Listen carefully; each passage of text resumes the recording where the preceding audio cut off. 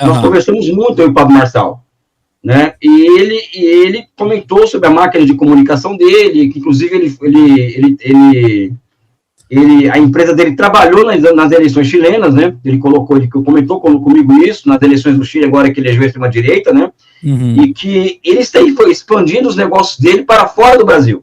Os negócios dele é comunicação, né? Então, o Pablo Marçal está se transformando em um dos vanguardistas, né?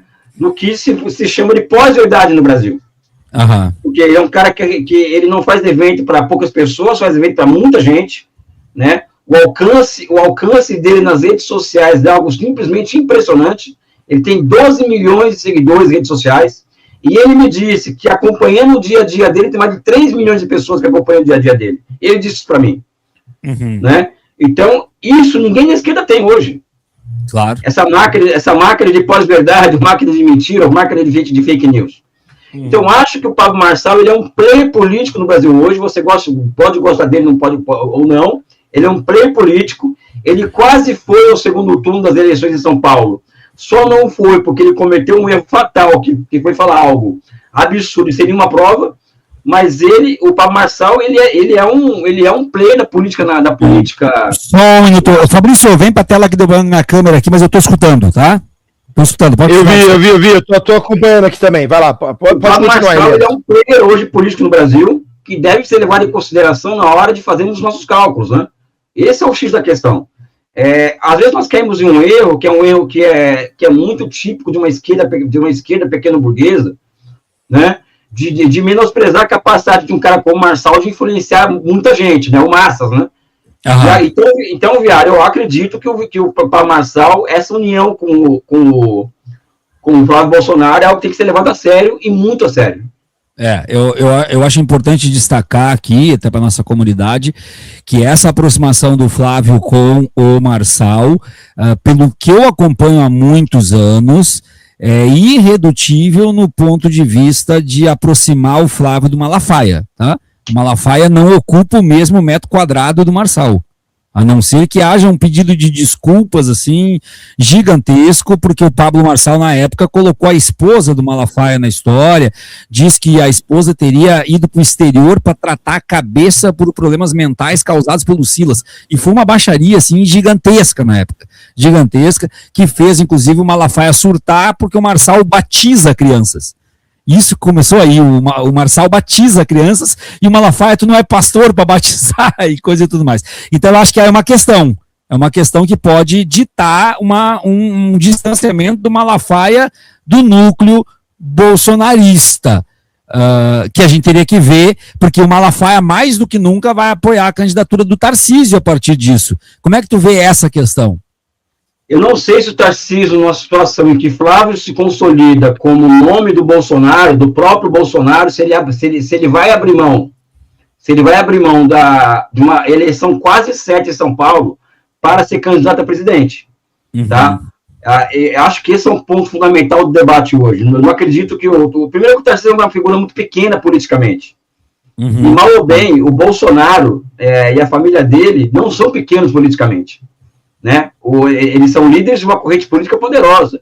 E o Tarcísio, ele é caudatário dessa corrente política. Ele não tem nem tino para liderar uma corrente política no Brasil, o Tarcísio. Então, eu não acredito que o Tarcísio seja candidato, né, caso o Flávio seja o candidato.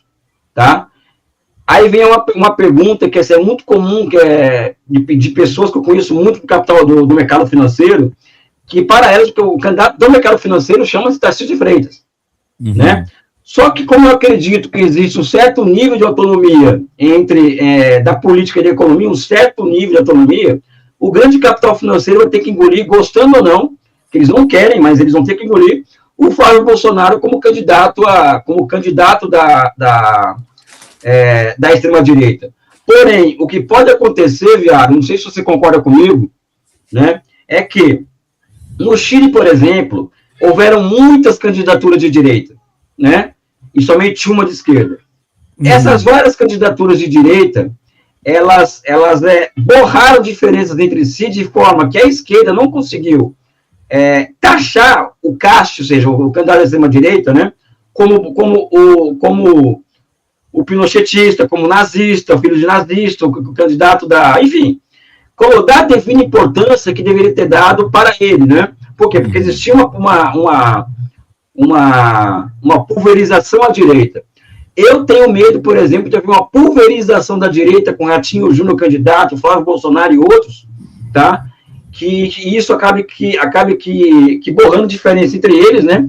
E dificultando o nosso papel de identificar o Flávio Bolsonaro como inimigo principal a ser combatido. Isso é só uma relação minha aqui, uma abstração, mas é a possibilidade. Agora, Tarcísio de Freitas não é candidato a presidente da República nas atuais condições. Tá, 21 horas e 44 minutos, gente, eu quero pedir uma coisa para vocês, compartilhem essa live, tá, porque a gente está lidando aí com uma dificuldade de entrega por parte do próprio algoritmo, que nós já verificamos também na live da tarde, a gente não sabe como é que, acabamos de falar, né, das Big Techs, né, a gente não sabe como é que esse algoritmo funciona quando chega próximo do Natal, porque de repente começa a entregar menos do que deveria, a gente está aqui com um pouco mais de 1.000 pessoas e já era para ter mais gente a essa hora. Então eu quero pedir, compartilhem, mandem o link para todo mundo aí, para as redes sociais de vocês, contribuam com a gente neste sentido. Ainda um pouquinho mais, Elias, sobre Flávio Bolsonaro e sobre Tarcísio de Freitas. Tu acha que isso aí no estado de São Paulo, o estado de São Paulo vai aguardar até quando uma decisão definitiva do Tarcísio de Freitas para que a direita possa ter a garantia da candidatura dele ou buscar outro nome como Nunes, por exemplo, que já foi colocado à disposição pelo Baleia Rossi? Tu acha que isso vai adentrar março, abril ou já vai ter que virar esse ano com essa certeza?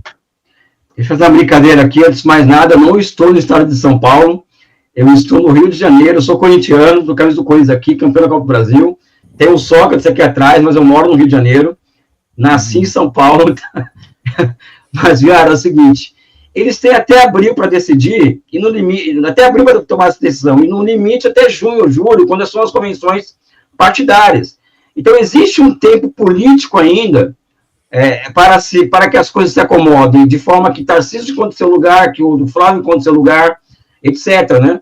Então, eu não vejo necessidade de pressa de uma definição do próprio Tarcísio de Freitas, até porque não vai ser ele que vai tomar a decisão, né? Ele não tem voo próprio, ainda mais com o Flávio Bolsonaro entrando na briga, né? Então, o que nós temos que perceber é o seguinte, está decidido que eu Flávio Bolsonaro? Eu acho que sim, por enquanto. Amanhã tudo pode mudar, pode aparecer uma denúncia, aparecer isso, aparecer aquilo, que inviabiliza a candidatura dele. Por que eu estou falando isso? Eu faço uma pergunta. Por que o Bolsonaro iria abrir mão de um espólio político em que ele, ou o sobrenome Bolsonaro, tem